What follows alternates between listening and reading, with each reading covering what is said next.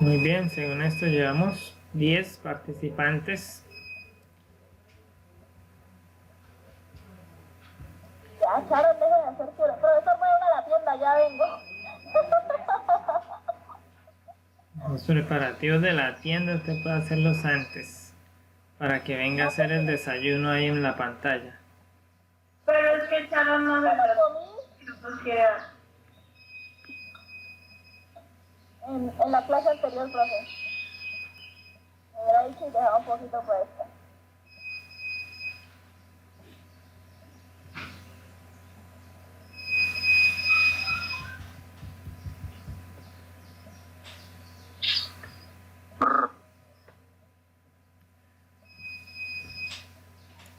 Muy bien, ¿cómo le fue con el informe del video?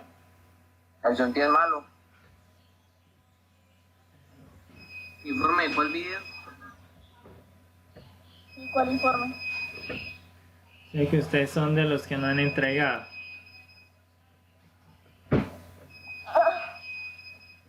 Ahí es donde uno pesca quienes hacen la tarea y quienes se copian. ¿Cuál, profe? Ahí está el tercero. ¿El primero? ¿El trabajo? El trabajo es las obras esas de arte. ¿El del arte? Ese que empezó con el Egipto, que toda esa cosa, y que luego con la piedra, que qué pereza, ¿cómo hacen esos manes para tener Ah, el video que duraba de la mitad para adelante un man ahí haciendo una vaina. Profesor, usted no puede buscar un video más. interesante? Me aburrí, pero lo hice. Mucho ojeo. Profesor, y aparte que hablan con una rapidez y un entusiasmo, eso es... Hola, muchachos. Me quedé dormido como todo Ahora, No, eso da más sube. una música antigua. Tanta tocayo, Sofía. Es más, tú te tienes colocado el video para quedarme dormido unas noches. Ah, bueno, ya tiene por lo menos un uso adecuado para el video. No uso, ¿qué pasa? Y otro. ¿Ve otro? Sí, la segunda parte. Ay, Eso que se divide como en 10 partes, ¿no? Ciertamente son 10 partes toda la historia, pero pues no Nos vamos a cubrir toda. No, nosotros no estamos siendo especialistas en arte, solo estamos abordando el tema del arte. Nos interesa el comienzo, la reflexión de cómo impacta eso en el mundo. Recuerde que la orientación que nosotros tenemos de la materia es diferente a la que tuvimos en el periodo pasado. En este periodo la materia está girando en torno a la actividad humana, la condición humana en el arte. Entonces, la primera parte pues era el origen de ese comienzo, como en las pinturas rupestres, que esos que trabajaron la piedra, que hicieron esas primeras obras artísticas, pues pudieron hacerlas allí. Que si fueron su necesidad de plasmarla o si era porque estaban traumatizados, la verdad no sabemos ni por qué las hicieron. Lo cierto es que están los registros, las evidencias ahí, y podemos estudiar las evidencias y a partir de esas evidencias pues sacar algunas conclusiones, y algunos expertos entonces nos dicen a partir de esas evidencias cómo fue.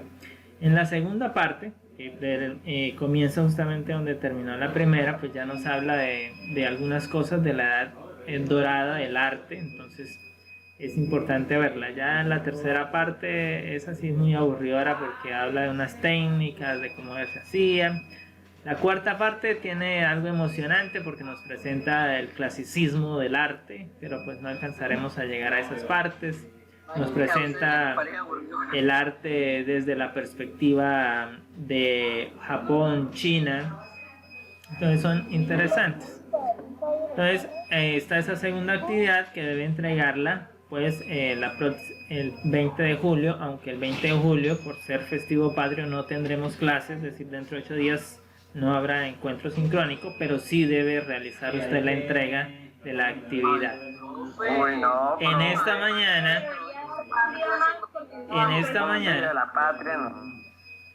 usted, a ver, deje de quejarse que tiene 8 días para hacerlo. Si quiere le pongo para entregar el viernes y sencillo, se acabó el problema. Pero no se enoje, bro. Es que parecemos niños de preescolar. Estamos estudiando con gente de 11, gente capacitada ya rumbo a la universidad.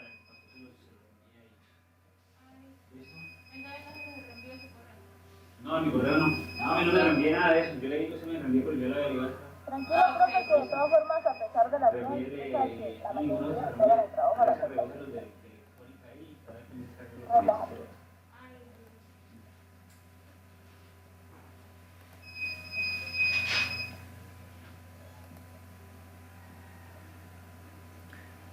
Entonces, nuestra temática, el arte y la condición humana. Algunos elementos de los que ustedes vieron allí, vieron que el arte le ayudó al hombre a desarrollar herramientas, a desarrollar técnicas, a desarrollar pensamientos, y algunos nos explican entonces que esto muy probablemente ayudó a mejorar o a madurar el pensamiento humano. Eso visto desde la perspectiva de la evolución, es decir, el arte es una actividad superior que le capacita, que le forma, que le hace evolucionar. Entonces el arte también entonces viene a ser parte de la condición humana. Y desde la perspectiva que estudiamos el periodo anterior, el arte del periodo moderno, de la edad moderna y del posmodernismo, entonces vienen también a ser parte de las actividades que condicionan o que hacen parte de la vida cultural de la humanidad. Entonces se puede decir que si el arte goza de un carácter universal, si prácticamente ninguna cultura ha podido resistir el impulso hacia la creación artística, entonces vale preguntarnos si constituye acaso el arte una dimensión fundamental de la naturaleza humana, es decir, si por ser humanos somos artistas. También vale preguntarnos si es la especie humana esencialmente creativa, inexorablemente encaminada hacia la expresión artística, connaturalizada con la vocación estética que parece innata e irrenunciable. Entonces son las preguntas que son válidas para la reflexión en la filosofía. Y desde estas dos preguntas entonces empezaremos a abordar la temática del arte y la condición humana. Entonces se discute si las más tempranas manifestaciones artísticas, que son las pinturas rupestres, entonces puedan obedecer algún motivo ritual, es decir, si quienes las pintaron, quienes dejaron esos registros pictóricos, lo hicieron por algún rito en particular o sencillamente son elementos que ellos quisieron plasmar de lo que observaban en el mundo, es decir, de su elemento contemplativo, de sus observaciones. Entonces el hombre primitivo, de acuerdo con la teoría de la evolución, hablamos de ese hombre primitivo, sintió la necesidad de expresarse artísticamente a partir del Paleolítico superior. Antes no se han encontrado evidencias, tal vez se han destruido o tal vez no las hemos hallado si las hay. Cuando se cabe conjeturar que la expansión del córtex prefrontal había alcanzado un grado muy similar al que hoy exhibe para procesar líneas cognitivas de orden superior.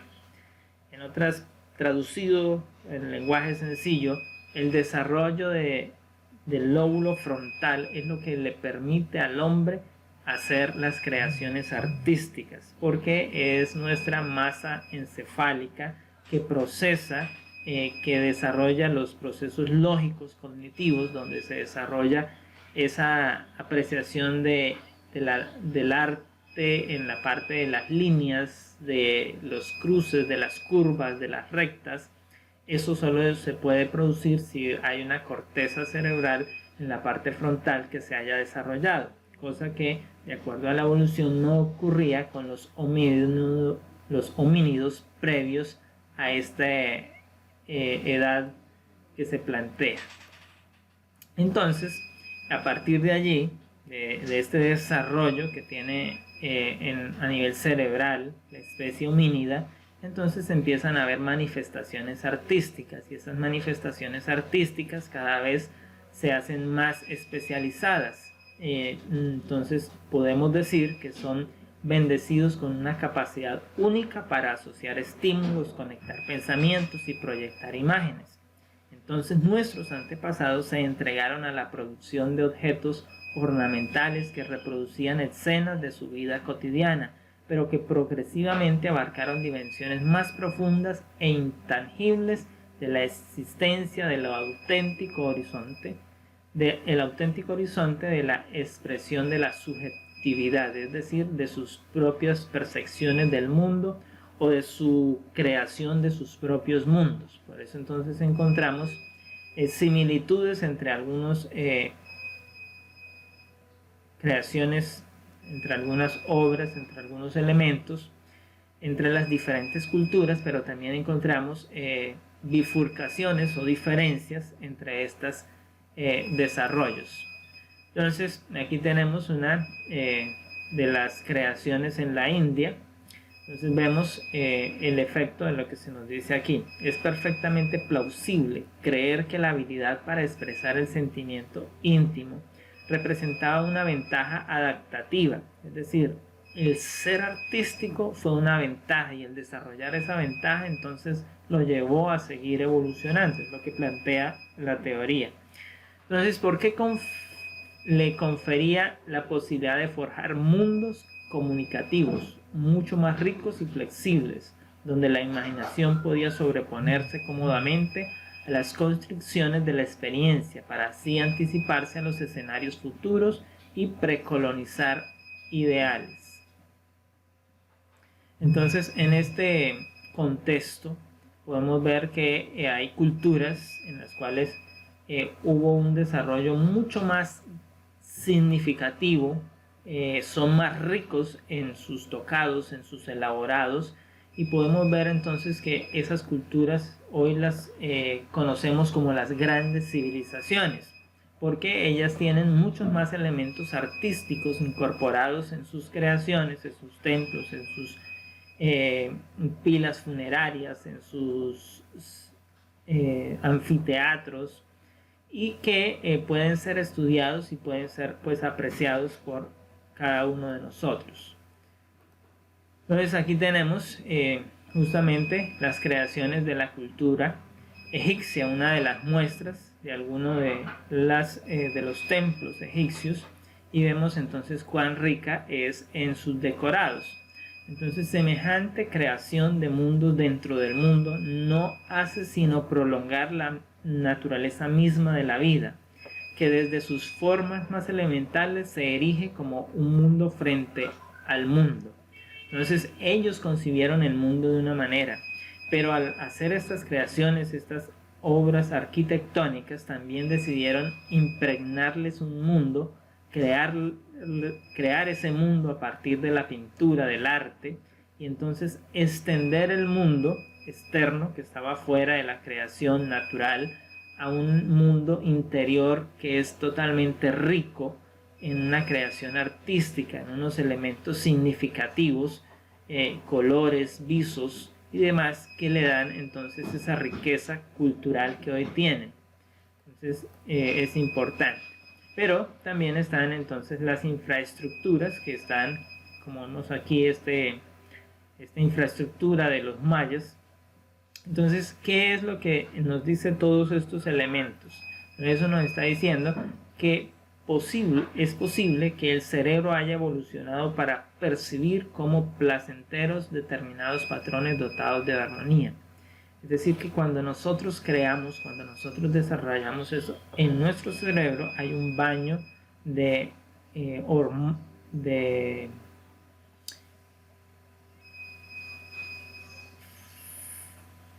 hormonas, por decirlo en ese término, que nos hace sentir placer, y entonces por eso el ser humano está impulsado a crear nuevas obras artísticas cada día, y hay quienes tienen un cerebro pues más artístico, entonces sienten más placer, o se sienten más excitados, hablando desde esa perspectiva, entonces ante estas realidades del arte, estas creaciones. Es por eso que hay otros que simplemente ven y ay, qué aburrimiento, qué pereza, qué jartera, porque no están educados, o su cerebro no ha hecho este desarrollo, no tiene esa riqueza que tienen los cerebros de otras personas. Entonces, estas percepciones nos permiten tener un control mutable y fluctuante para esas primeras culturas, para esas primeras expresiones artísticas que se hicieron. Entonces, no eran pintores, no eran artistas, no eran arquitectos, pero en el término como los conocemos hoy, pero vemos todo lo que lograron desarrollar, todas las creaciones que hicieron. Y sin embargo, nosotros los tenemos a ellos como culturas totalmente poco desarrolladas, poco capaces. Entonces hay que repensar, hay que replantearnos realmente lo que sería allí.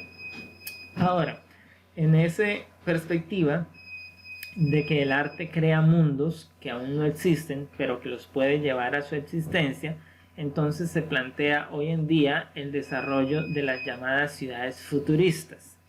Entonces aquí se nos habla desde el arte que lo cierto es que todo ser vivo necesita crear para sobrevivir, necesita planificar el futuro.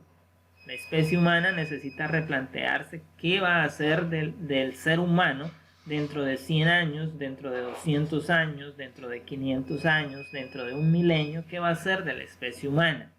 Y el arte es justamente una de esas perspectivas que permite entonces planificar, bosquejar, crearlo y luego entonces trabajar para llevarlo a la existencia.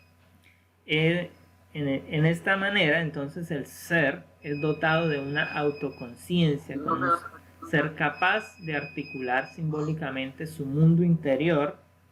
Estas expresiones de autonomía y de finalidad interna se adaptan al lenguaje del arte, multiforme, omnipresente, y lógicamente el desarrollo del lenguaje entonces articulado se multiplica inconmensurablemente en semejante capacidad expresiva. Aquí en la imagen tenemos el planteamiento arquitectónico de una ciudad que se va a construir en estos años, y justamente ¿quién ha abordado ese reto? Es la famosa empresa británica Zaha Hadid Architects, es la que ha sido encargada de desarrollar esta nueva ciudad futurista, que va a ser un vecindario que va a quedar cerca de Moscú, en el oeste de Moscú, una ciudad totalmente inteligente basada en las modernas soluciones de la ingeniería y la alta tecnología y centrada totalmente en las personas. Mire el arte hacia dónde nos lleva, en esa misma perspectiva de que el arte ayudó a los primeros homínidos a pintar, y eso les ayudó entonces en esas primeras pinturas rupestres a fijar y luego a querer recrear y luego a querer hacer. Luego se crearon los primeros templos, los primeros recintos, las primeras ciudades. Esas son expresiones artísticas que están allí ligadas al desarrollo de la especie humana. Entonces, por eso las dos preguntas que teníamos al inicio: ¿realmente nos ayuda el arte a avanzar si nosotros seguimos plasmando arte, si seguimos creando? Es porque es nato de nosotros, no nos podemos separar de ello. Entonces aquí tenemos otro ejemplo. Se nos dice: como moradores del mundo, regido por las leyes impersonales que no se atienden a nuestras preferencias subjetivas, a nuestros ideales de justicia, belleza y sabiduría, el arte nos brinda la oportunidad de tallar trabajosamente un mundo donde imperen nuestras aspiraciones más profundas. El arte nos ayuda ¿a qué? A plasmar eso que deseamos, eso que anhelamos, eso que añoramos. Entonces este año en el CES se presentó también un proyecto por la compañía Toyota allí en Las Vegas, y se hizo el anuncio de parte de la compañía, que nosotros la conocemos como productora de automóviles, un fabricante de automóviles. Se hizo el anuncio de un ambicioso proyecto para construir una ciudad llamada One City, que está planificada y que está diseñada para ser un banco de pruebas para futuras tecnologías. Es decir, es una ciudad futurista que ha empezado ya pues también a construirse cerca pues allí a las fábricas de Toyota en Japón. Entonces vemos que son modelos que primero se crean en el arte, pero que luego entonces en nuestro anhelo de crear entonces el arte nos lleva a plasmar. Recuerde que a veces nosotros decimos arte solo es pintura, arte solo es arquitectura, arte solo es poesía, pero el arte es mucho más. El arte abarca muchas cosas de nuestra esfera, de nuestro contexto, de nuestra vida cotidiana, y nosotros estamos inmersos en la actividad artística. Y entonces justamente pues debemos reflexionar en esto.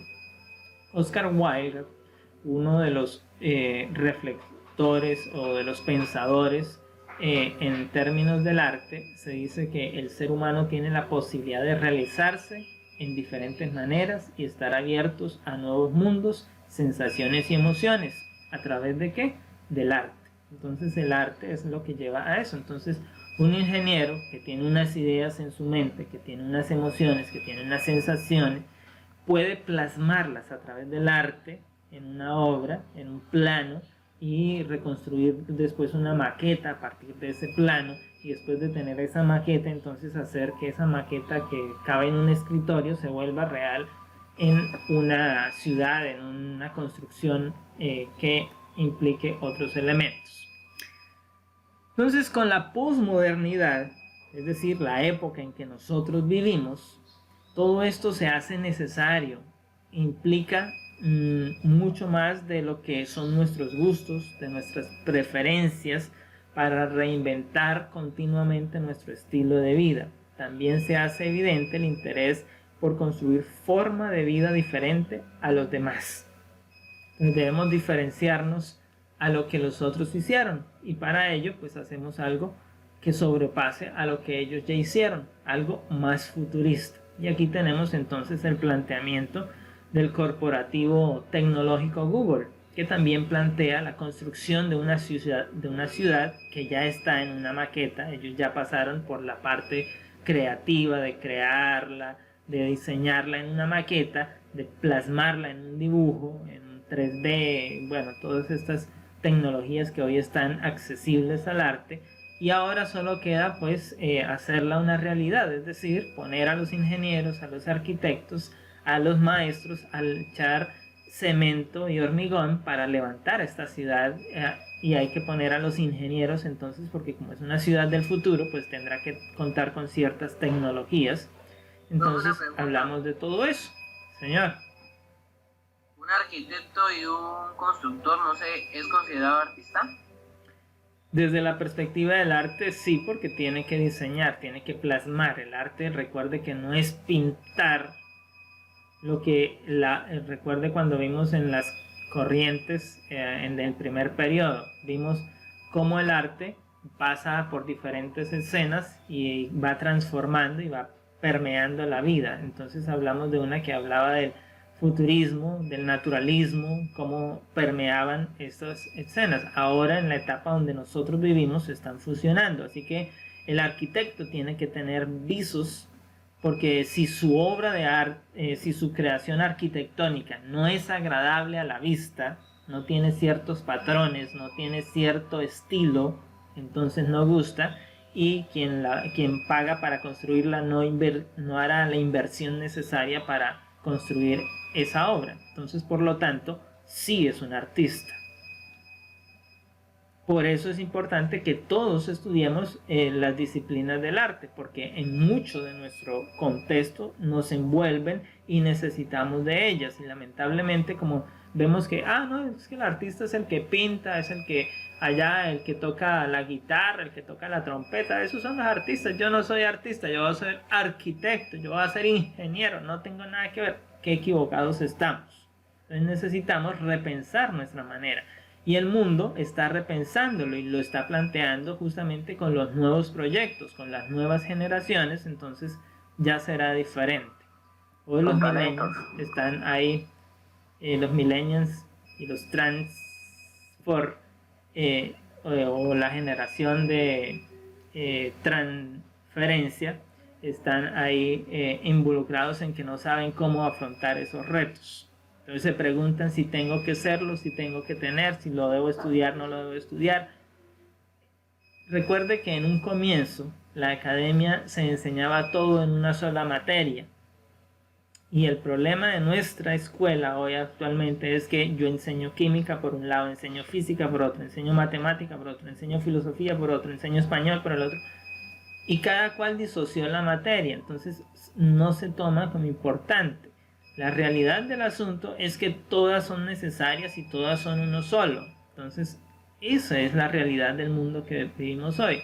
Entonces necesita quien va a construir esta ciudad conocer de español, de gramática o de inglés o de chino, mandarín, bueno, lo que sea. Pues sí, porque va a tener que leer unos planos, unas instrucciones que fueron diseñadas en ese idioma particular. ¿Necesita conocer de arte? Pues sí, porque necesita saber las realidades entre lo armónico y lo que no es armónico con el mundo natural, que es a donde está virando la construcción moderna. Aquí tenemos entonces este otro pensamiento que nos dice lo que da paso al consumismo masivo, que nos estimula a adquirir aquello que consideramos que puede afirmar nuestra identidad, nuestro gusto, por ejemplo, nuestra indumentaria, nuestro vestido, nuestra tecnología, lo que yo quiero. Nos quedan 10 minutos, recuerde reconectar. Lo que yo quiero, hablando de esa tecnología, entonces podemos hablar de que yo quiero, si usted va a comprar un carro, ¿se va a comprar un carro feo, estartalado? No, usted quiere el mejor, el más bonito, el que está de moda.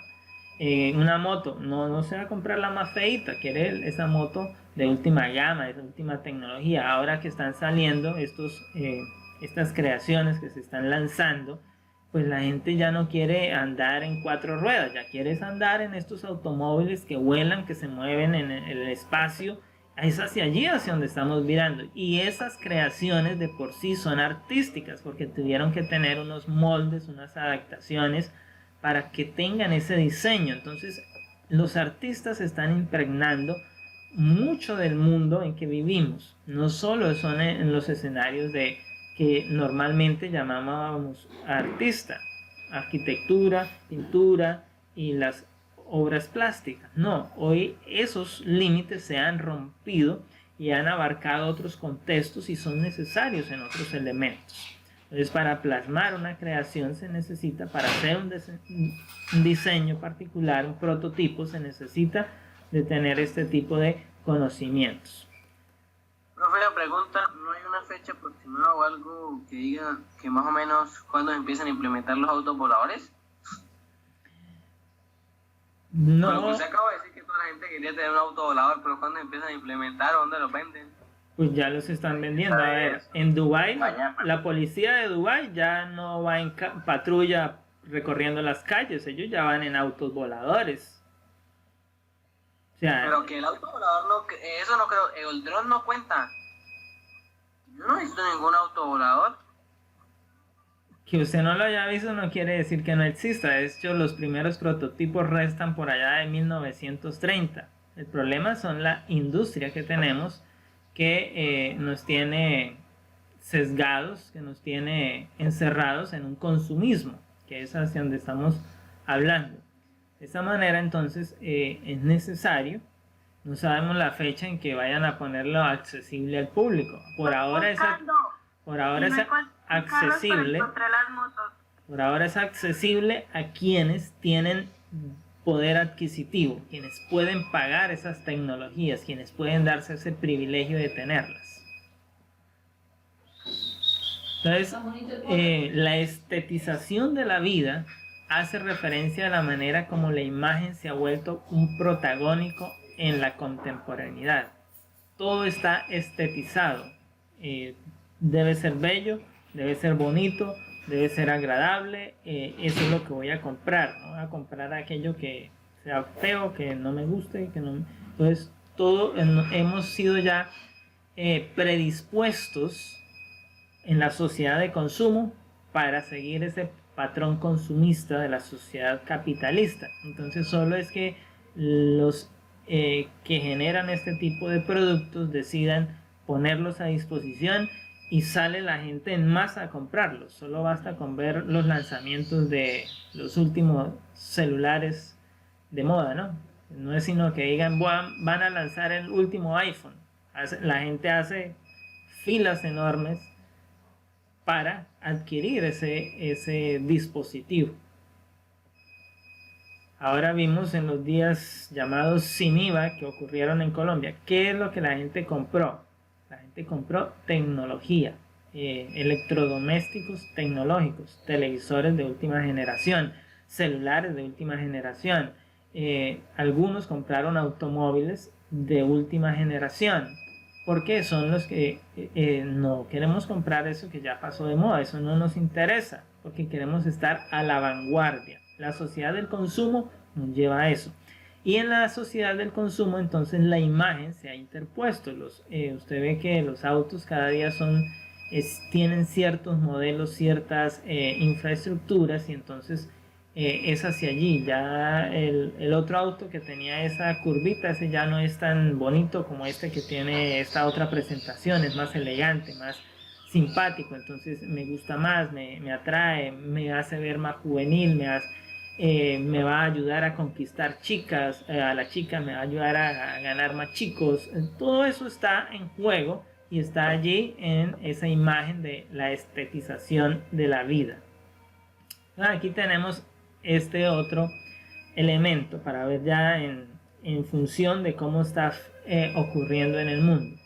Entonces, no solo como signo o señal que transmite una información concreta, como es un ejemplo, una carretera, una estación de transporte, un aeropuerto, para el que preguntaba hace un segundo si ser ingeniero necesitaba de arte. Mire que estamos hablando de arte y estamos hablando de carreteras, estaciones de transporte, aeropuertos. ¿Quiénes son los que diseñan eso?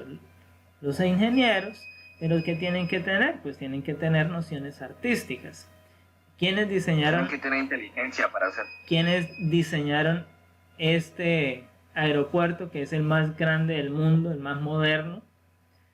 Pues una cantidad de gente con capacidades, y como vemos, pues de todos lados del mundo.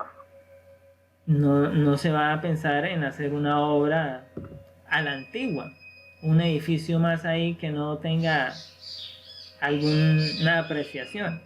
No, se busca hacer algo que impacte, algo que genere, algo que nos represente, que sea identificativo, que sea icónico. Y entonces tenemos pues esta terminal aérea que es muy conocida en el mundo, el aeropuerto de Pekín. Entonces también como medio de persuasión, la imagen es un medio de persuasión. Entonces podemos usar la opulencia.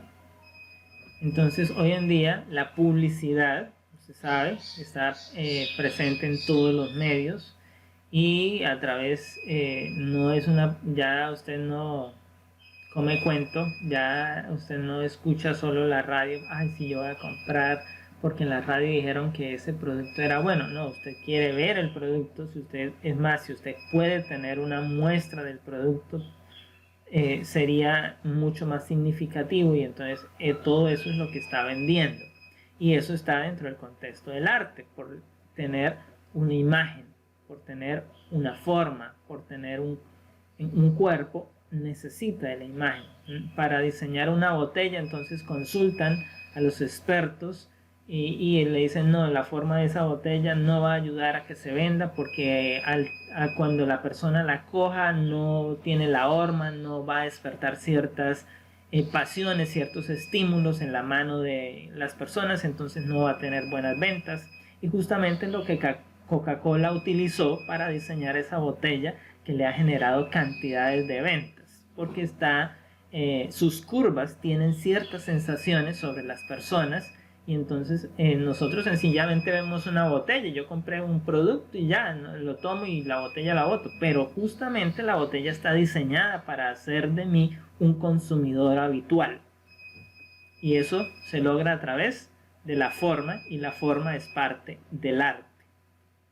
Entonces detrás de una botella de Coca-Cola hay arte, y fuera de eso están pues entonces las campañas publicitarias que se han puesto en marcha para hacer que el producto quede en la mente de las personas y haya un consumo en el mundo significativo, que represente ventas y que represente entonces ganancias para la compañía.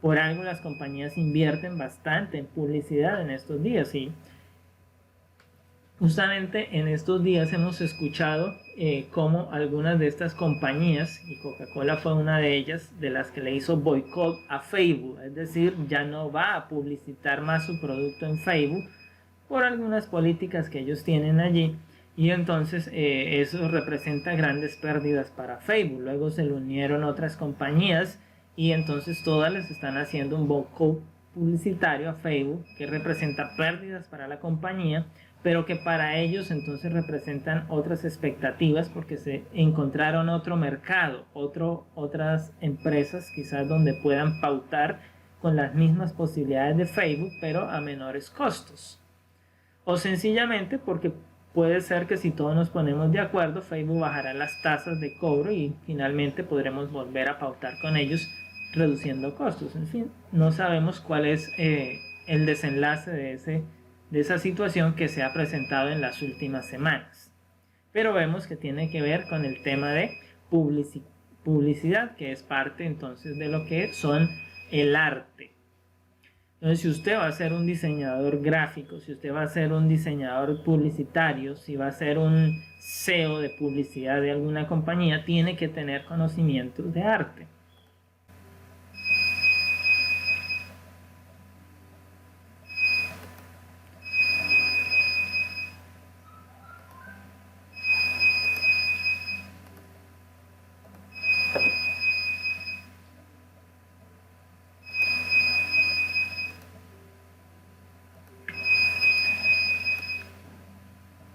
Profe, ¿qué es lo que suena así? Suena como un pito, pero eso cada momento. ¿Y el estabilizador? UPS de las cámaras. Bien, este otro pensador del arte entonces nos ha dicho que la humanidad perdió el destino y vive un simulacro. Y lo hace en referencia a que la estetización de la cultura ha conducido a la construcción de un mundo de vida nuevo, donde la diferencia entre la imagen y la realidad desaparece.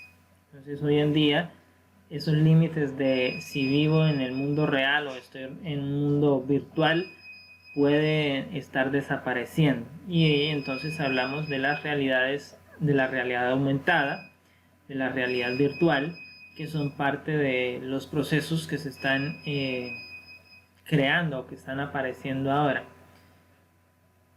Aunque ya pues llevan algunos años con nosotros, pero que no estaban en conocimiento del mundo en general, pero que son parte. Por ejemplo, en estos días, no sé si ustedes vieron en los noticiarios, pero en Seúl, en Corea, usaron una cantidad de drones para en la noche hacer una campaña publicitaria para las nuevas reglas del comportamiento social en medio de la pandemia. Y justamente lo que se muestran son unas imágenes de unos drones que son los encargados como de crear esa realidad, esa imagen, son los drones. Entonces vemos esas realidades aumentadas que se están generando como algo que planteaba la película de Avengers.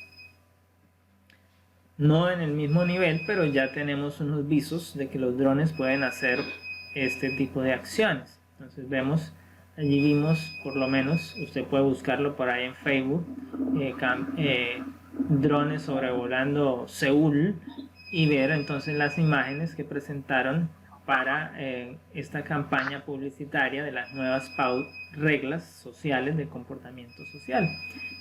Ya no se evocan para hacer ese tipo de publicidad, ya no se evoca la televisión, ya no se evoca la prensa, sino que se buscan nuevas alternativas donde el arte es necesario, pero está asociado también a las nuevas tecnologías. Entonces se nos habla de esa línea difusa entre la imagen y la realidad que empieza a desaparecer, y entonces por eso este experto ya, mire que él murió en el 2007, no estamos hablando de que está vivo con nosotros, él ya para 2007 tenía esta cosmovisión: la humanidad perdió el destino y vive en un mundo simulado. y justamente pues entonces es a partir de eso, y él no había vivido pues en los últimos 10 años donde se han dado las transformaciones que hemos tenido y de las cuales nosotros hemos sido testigos. Él simplemente vio lo que a principios del 2000 se generó, todos esos avances, y dijo, bueno, ya esto es otra realidad, esto no es como era antes, esto es simulado y ahora hemos perdido pues nuestro destino. Entonces, él reflexiona acerca de la gran cantidad de imágenes que nos ofrecen los medios de comunicación, y para ese momento podemos decir que los medios de comunicación pues era la prensa, hablando de imágenes, la prensa, en términos del periódico, y en términos de que ya algunas estaban mudándose al ciberespacio. Entonces la internet también concluía allí como un medio comunicativo, y la televisión, el cine, eran los elementos que se usaban en ese momento para vender. No estaban las redes sociales porque apenas estaban naciendo o estaban tomando revuelo. Y ya hoy en nuestros días pues ya tenemos una cantidad de herramientas que no estaban en ese momento, que son imagen y que transmiten arte constantemente y que nos comunican y que nos comunicamos a través de ese arte. Cuando usted coge un emoticón y lo manda, usted está enviando una imagen, y eso es arte, y allí usted está comunicándose con el arte. Entonces el arte nos ha permeado aún en nuestros procesos comunicativos. Entonces de esta manera él decía que nos presentan realidades ficticias. Cuando usted ve una película, su cerebro la asume como una realidad indiscutible, pero no la asume como una película, como una ficción. Esa ficción se vuelve una realidad para el cerebro humano y la asimila como tal, haciéndonos pensar que todo lo que ocurre en ese mundo irreal, entonces también debiera estar ocurriendo en nuestro mundo tangible. Y de eso ha llevado entonces a que muchos quieran poner en práctica la ciencia ficción, y entonces la ciencia ficción pues la estamos viendo que se está haciendo realidad. Lo que para ese momento fue ciencia ficción, hoy lo contamos como una realidad. Aquí tenemos el centro de Nueva York, y vemos entonces el downtown, como se le conoce. Entonces vemos que hay en el centro de Nueva York. Hay una cantidad de pantallas que lo único que hacen es vender imágenes, campañas publicitarias de una cosa y de otra, que son imágenes que se están moviendo. Son pantallas inteligentes que están mostrando y que están haciendo esa publicidad, que están a todos los transeúntes, ya vayan en carro, vayan de a pie, vayan en moto, vayan en bici, pues están expuestos a esas imágenes, a esas campañas publicitarias, y terminarán entonces recibiendo esos condicionamientos que se están haciendo a través de la misma. Entonces él dice, por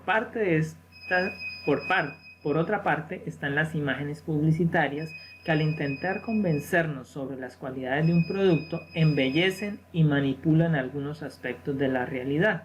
Entonces la publicidad juega con la imagen, nos presenta productos más allá de lo que realmente podemos adquirir o de lo que estaremos adquiriendo. La industria de la cultura. Entonces aquí tenemos otro elemento, que es que creció una industria de la cultura que se encargan de organizar conciertos, de organizar encuentros, de organizar una cantidad de eventos que convocan a la multitud, a las masas, y que por eso se le llama entonces la industria de la cultura. Es el grupo de entidades e instituciones que tienen como objeto a la sociedad productos culturales con un interés lucrativo. Y vemos que aún en estos días, en medio de la pandemia, que no podemos viajar, que no se puede ir, algunos de esos eventos se han trasladado entonces a los campos virtuales, se han hecho conciertos virtuales, y vemos que artistas colombianos hicieron conciertos virtuales donde cobraron inclusive por asistir a ese encuentro cultural, artístico, de música, independientemente del género que fuera. Y muchos participaron, muchos colombianos compraron esos boletos. Entonces hay de todos los tipos, hay orquestales o música más contemporánea, como lo vimos en la imagen anterior. Entre estas instituciones entonces están los museos, los teatros, las bibliotecas, especialmente los medios de comunicación como la radio, la televisión, la prensa, y hoy ya incluimos entonces las redes sociales. Entonces nótese, en los museos, los teatros y las bibliotecas usted encontraría este tipo de encuentros artísticos, más clásicos, más conservadores. Pero ya en la radio, en la televisión, en la prensa, en las redes sociales, usted va a encontrar este tipo de encuentros artísticos, más contemporáneos, más liberales, depende de la perspectiva que le observe. Entonces aquí vemos justamente en esa línea, pues cómo se hace la venta del arte en medio de un encuentro mundial como es los Juegos Olímpicos. Aquí las imágenes que tenemos son de los Juegos Olímpicos de Río en 2016 y vemos cuánta mercancía cultural se vendió en ese momento. Entonces vemos que los artistas e intelectuales que se comercializan, música, conciertos, obras de teatro, libros, artículos académicos, pinturas, esculturas, todo lo que sea posible de vender en términos del arte, lo van a vender. ¿Y a quién se lo van a vender? Pues al público. En general como entretenimiento, como pauta publicitaria, como la venta de un producto posterior. Todo es siempre, entonces, ¿por qué? Porque somos una sociedad de consumo. Nuestros patrones han sido diseñados para consumir y hemos sido condicionados para eso. Entonces la sociedad capitalista, la sociedad de consumo, la sociedad en el mundo, tanto en Occidente, también en Oriente, tiene las mismas directrices en este contexto. Y estas organizaciones se han dado cuenta que tienen un campo bastante amplio para la venta, y entonces cada día vemos que hay nuevos escenarios en los cuales ellos ponen de manifiesto todo esto, todos estos elementos. Hace unos años atrás, el inicio de unos Juegos Olímpicos no tenía toda esta parafernalia, si la podemos llamar de esa manera, pero hoy en día no vamos a ver el inicio o la conclusión de unos Juegos Olímpicos sin haber visto una exposición de unos grandes artistas, músicos, sin haber visto unas coreografías, sin haber visto unos juegos artificiales, un estadio super guau, último moderno, generación. Ya veremos entonces qué pasará con los Juegos Olímpicos de Tokio, que se debían realizar este año, pero que fueron aplazados para el 2021. Entonces, justamente, y seguirán llamándose Juegos Olímpicos de Tokio 2020. ¿Por qué? Porque había una campaña publicitaria, había toda una cantidad de productos ya elaborados que deben venderse y que los inversionistas pues no quieren perder y tener que cambiarle el nombre a los Juegos Olímpicos Tokio 2021, porque entonces eso indicaría que habría que deshacerse una cantidad de productos que ya se generaron y que estaban solo esperando pues la fecha para venderse. Algunos teóricos han advertido que gran parte de esas mercancías se adquieren por satisfacer el deseo de tenerlas, más que por el contenido o por el mensaje. Aunque se considere tradicionalmente que la adquisición de este producto, de este tipo de productos, obedece a un interés que se enmarca fuera de lo material y de las dinámicas capitalistas, la industria cultural ha logrado establecer un mercado sólido y rentable. Y entonces pues aquí pusimos un ejemplo, los automóviles de última gama, como los llamamos, deportivos, bien conocidos. Entonces vemos allí, por ahí había una imagen justamente de uno de estos elementos, donde el cantante, compositor colombiano de reggaetón, pues está exhibiendo su colección de autos lujosos. ¿Para qué necesita tantos autos? No, porque quiere tenerlos y tiene el modo de tenerlos. Entonces, pero eso le da un posicionamiento social frente a la cultura y también despierta pues en sus fans, en sus seguidores, ciertos elementos para seguirlo, para querer parecerse a él. Entonces van a adquirir alguno de esos elementos que él tiene. Es justamente lo que está detrás de esa cultura. Entonces aquí llegamos a un término que es bastante antiguo, que son los llamados mecenas y el mecenazgo. Entonces se nos habla de ese cuidado del arte que tenían, de esa preservación y de ese patrocinio que se hacía. Pues en la actualidad todavía existen mecenas. Aquí puse un ejemplo.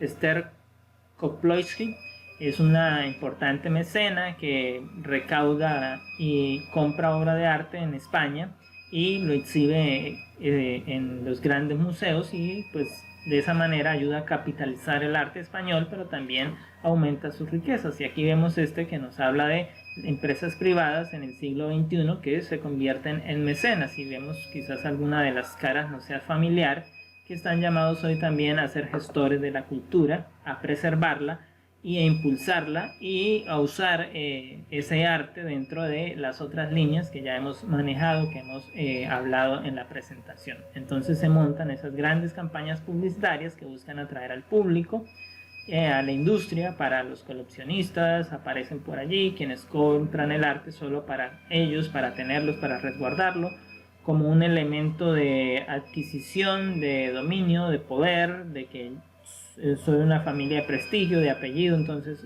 tengo que tener esa obra de arte, tengo que tenerlo.